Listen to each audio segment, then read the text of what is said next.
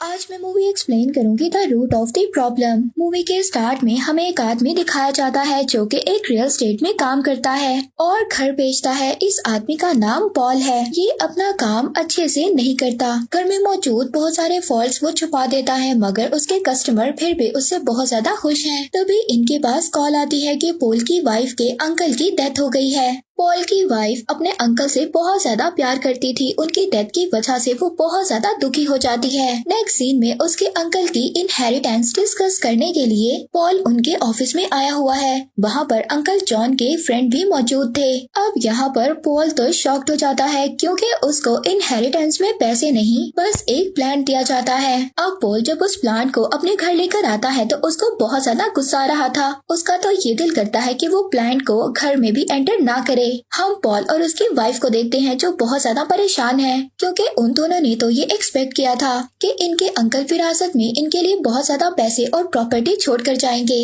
मगर इन्हें क्या मिला? इन्हें तो सिर्फ एक प्लांट मिला। अगले दिन ये अपने बेटे को भी डांट रहा होता है कि वो अपने फ्रेंड को फ्रूट क्यों खिलाता है। पॉल की एक बेटी भी है जो अपने फादर के इस रवैये की वजह से बहुत ज्यादा फेडअप हो चुकी है। इसके बाद पॉल को हम उसके घर पर देखते हैं जो कुछ टाइम निकालने के बाद उस पौधे को पानी दे देता है, मगर जैसे ही ये इस पौधे को पानी देता है तो इसे पता चलता है कि ये पौधा तो मनी हार्वेस्ट करता है। अब ये खड़े खड़े इस पौधे से $100 ले लेता है।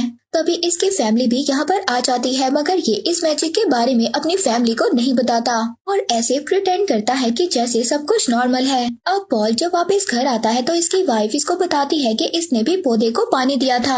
अब ये डर जाता है। ये इस बात से डर जाता है कि शायद इसकी वाइफ को भी पता चल गया है कि वो पौधा तो पैसे देता है, मगर इसकी वाइफ कहती है कि मैंने पानी तो दिया था मगर कुछ खास नहीं हुआ, ये पौधा अभी तक बढ़ा नहीं है। ये सुनकर पॉल की टेंशन रिलीफ हो जाती है कि शुक्र है इसकी वाइफ को इस मैजिक के बारे में नहीं पता चला, और खुद हंसी खुशी जाकर उस पौधे को पानी देने लग जाता है। ये प्लांट दिन ब दिन ऐसे ही बहुत ज्यादा पैसे देने लगता है और पॉल अमीर होता जाता है। अब अगले दिन एक आदमी चर्च के लिए फंड्स मांगने आता है। पॉल उसको कुछ पैसे दे देता है। अब ये बहुत ज्यादा सखी हो गया था। इसकी फैमिली ये सब कुछ देखकर बहुत ज्यादा हैरान हो गई थी और अब पॉल अपनी अपीयरेंस भी चेंज कर लेता है और अच्छे अच्छे कपड़े पहनने लगता है। ये सारे थैंक्स तो इसी प्लांट के लिए है जो ज्यादा से ज्यादा मनी हार्वेस्ट कर रहा है, मगर पॉल अभी भी ये सीक्रेट अपनी फैमिली के साथ शेयर करना नहीं चाहता।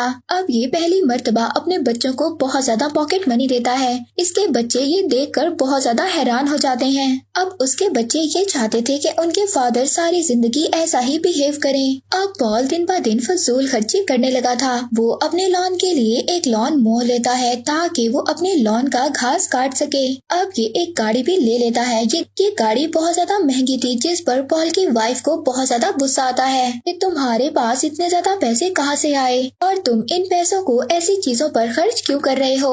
उसको दिन ब दिन पॉल पर शक हो रहा था। वो अपने हस्बैंड के लिए फिक्रमंद थी कि कहीं उसका हस्बैंड कोई इलीगल काम ना कर रहा हो। अब अपनी वाइफ से आर्ग्यू करने के बाद पॉल दोबारा से शेड में जाता है जहाँ पर उसने वो प्लांट रखा हुआ था और दोबारा से उस प्लांट से मनी हार्वेस्ट करता है। इस दफा इसको प्लांट से $100,000 मिलते हैं। तो पॉल बहुत ज्यादा खुश हो गया था। ये ऑफिस जाता है तो इसका फ्रेंड जैक इससे कहता है कि तुम्हारी गाड़ी तुम्हारे हिसाब से नहीं है। अब इस बात पर पॉल को बहुत ज्यादा गुस्सा आ जाता है। अब वो एक न्यू ब्रांड स्पोर्ट्स कार खरीदने चला जाता है। ये कार वाले को कैश देता है। अब कार सेल्स वाले को पॉल पर शक हो जाता है। अब पॉल की इन्वेस्टिगेशन के लिए एक डिटेक्टिव इसके पीछे पड़ जाती है। अब पॉल जो इतनी महंगी कार खरीद चुका था ये चाहकर अपने फ्रेंड जैक को दिखाता है और उसको बताता है कि ये कार मुझे अंकल जॉन के पैसों की वजह से मिली है। मगर जब ये यही स्पोर्ट्स कार बहुत ही शोखी मारते हुए अपने घर लेकर जाता है, मगर इसकी वाइफ को तो इस कार से कोई भी ज्यादा खुशी नहीं होती। वो पॉल से पूछने लग जाती है कि तुम इतने ज्यादा पैसे कहाँ से ला रहे हो। अब पॉल अपने वाइफ की बिहेवियर की वजह से बहुत ज्यादा डिप्रेस था। अगले दिन दोबारा से वही आदमी चर्च की फंडिंग के लिए दोबारा से आता है, मगर इस बार पॉल इसको एक पैसा भी नहीं देता।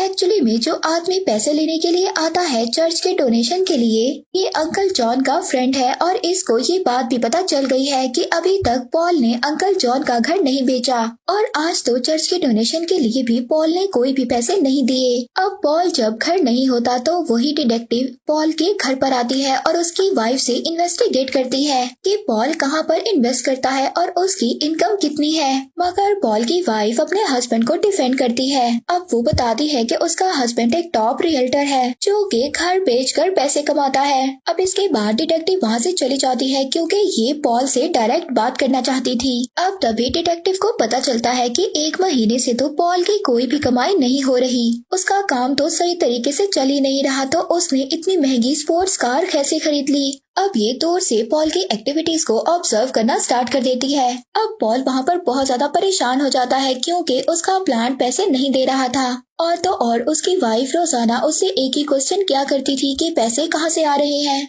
जिसकी वजह से वो बहुत ज्यादा डिप्रेस्ड हो गया था। इसके बाद पॉल अंकल जॉन के फ्रेंड के ऑफिस जाता है और उनको चर्च के लिए बहुत सारी मनी भी देता है। अब अंकल जॉन का फ्रेंड पॉल को बताता है कि लोगों की ज्यादा से ज्यादा मदद किया करो। पॉल को एडवाइस करते हैं कि सखी हो जाओ। ये बात पॉल को बहुत ज्यादा पसंद आती है और वो बहुत सारे पैसे चर्च की फंडिंग के लिए देकर चला जाता है। तभी डिटेक्टिव जो कि पॉल का पीछा कर रही थी वो भी ऑफिस पहुंच जाती है। ऑफिस में कितने ज्यादा पैसे पड़े हुए हैं जो अभी अभी पॉल देकर गया है। हम देखते हैं कि पॉल बहुत ज्यादा फ्रस्ट्रेटेड हो जाता है क्योंकि प्लान अब मनी नहीं दे रहा था। ये बाइबल पढ़ता है और बहुत सारी बुक्स भी पढ़ता है जिससे इसको पता चले कि ये प्लान अब मनी कैसे देगा। अब अगले दिन पॉल को अपने बेटे के साथ गेम भी खेलनी थी। ये बहुत ज्यादा जल्दी चला जाता है जिसकी वजह से इसका बेटा बहुत ज्यादा अपसेट था। अब ये कॉफी शॉप पर जाता है और उसी अनएम्प्लॉयड मैन को देखता है तो ये इस आदमी को पैसे देता है। ये आदमी काफी ज्यादा हैरान था कि पहली मर्तबा इस आदमी ने इसको पैसे दिए हैं और किसी भी रीजन के बिना दिए हैं। अब वो डिटेक्टिव जो देख रही थी कि पॉल ने इस आदमी को पैसे दिए हैं वो उस आदमी को पकड़ लेती है।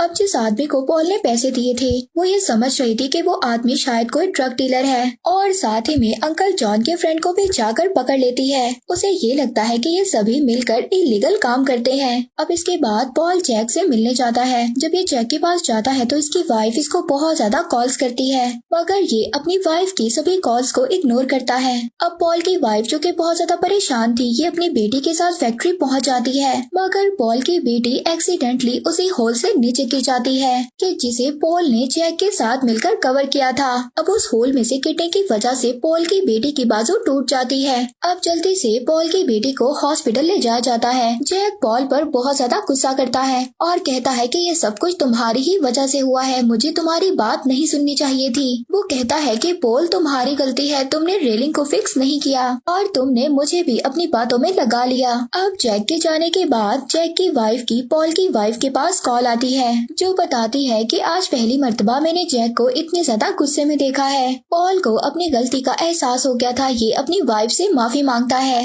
अपनी गलतियों की। अब अगले दिन पॉल की बेटी हॉस्पिटल से डिस्चार्ज हो जाती है। जैक को भी ये न्यूज सुनकर बहुत ज्यादा खुशी होती है। ये सब लोग मिलकर घर वापस आ जाते हैं मगर पॉल का बेटा अभी भी उससे नाराज था। पॉल अपने बेटे से माफी मांगता है और आखिरकार इसका बेटा इसको माफ कर देता है। ये अब सभी मिलकर अपनी हैप्पी लाइफ की शुरुआत करना चाहते हैं मगर तभी अगले दिन वही डिटेक्टिव आकर ऑफिसर के साथ पॉल को अरेस्ट कर लेती है। उसको अभी तक ऐसा लग रहा था कि पॉल किसी इलीगल एक्टिविटी में इन्वॉल्व है। जेल में पॉल अंकल जॉन के फ्रेंड को भी मिलता है और साथ ही में उस आदमी से भी मिलता है जिसको इसने पैसे दिए थे। एक्चुअली में डिटेक्टिव ने इन सबको अरेस्ट कर लिया था। उसको ऐसा लग रहा था कि शायद ये सब मिले हुए हैं। यहाँ पर पॉल को पता चलता है कि अंकल जॉन के फ्रेंड को भी उस प्लांट के बारे में पता था और यही वो आदमी थे जिन्होंने अंकल जॉन को ये प्लांट दिया था। अंकल जॉन के फ्रेंड पॉल को बताते हैं कि आपके अंकल भी पहले आप ही के जैसे थे, वो ना खुश रहते थे, उनको उनके प्लांट से पैसे तो मिलते थे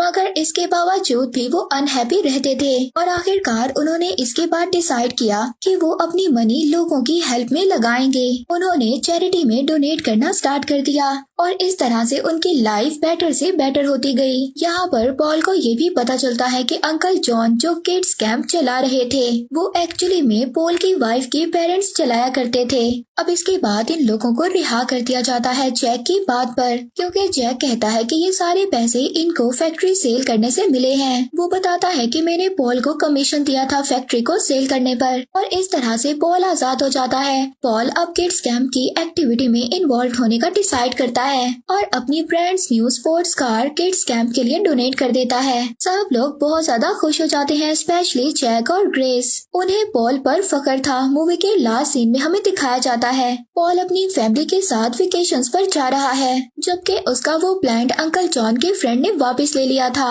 और अब वो उन्हीं के पास रहेगा। और इसी के साथ ये मूवी एंड हो जाती है।